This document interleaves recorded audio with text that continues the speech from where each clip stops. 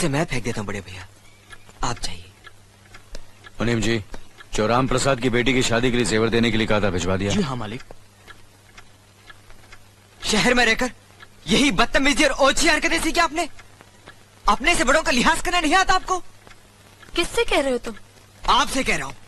औरत पैदा हुई है तो औरत की तरह रहना सीखे। मीना, नकुल, तुम अंदर जाओ।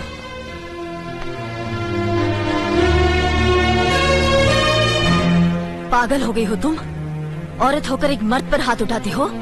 इतनी ऊंची घराने की बहू होकर ऐसी नीच हरकत, शर्म नहीं आई तुम्हें? कौन सा ऊंचा घराना?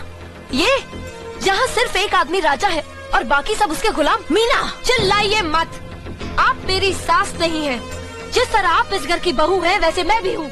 बहू हो तो बहू की मर्यादा में रहो। मर्यादा की रस्सी में तो आप जैसी जाहिल और गवार औरतें बनती हैं। मुझ जैसी पढ़ी लिखी मॉडर्न जमाने की लड़की नहीं। Uneducated idiots. Excuse me. I am not an illiterate. I am a graduate from the University of Allahabad. I am aware of the modernization of women, but I have not forgotten my culture, my customs, my traditions and my values. And most of all, I never ever forget that I am an Indian woman. Modern जमाने की औरत भी औरत ही होती है।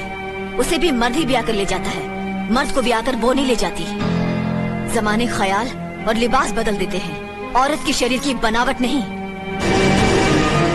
लोग तुम्हारे ख्याल की लड़कियों को लज्जत का सामान भले ही समझते हो, इज्जत के काबिल कोई नहीं समझता।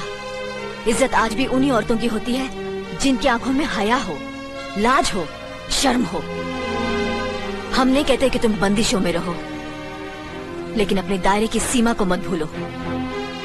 लड़की जब अपने माँ बाप के घर होती है तब उसके कांधों पर अपने ही घर की इज्जत का बोझ होता है, लेकिन जब वो बहू बनकर ससुराल जाती है तब उसके कांधों पर एक नहीं 2 परिवारों की इज्जत का बोझ होता है। आज जिस तरह तुमने नकुल को तमाचा मारा, अगर उसी तरह उसका भी हाथ उठ जाता तो तुम्हारी क्या इज्जत रह जाती? कभी सोचा तुमने? क्या बात है मीना?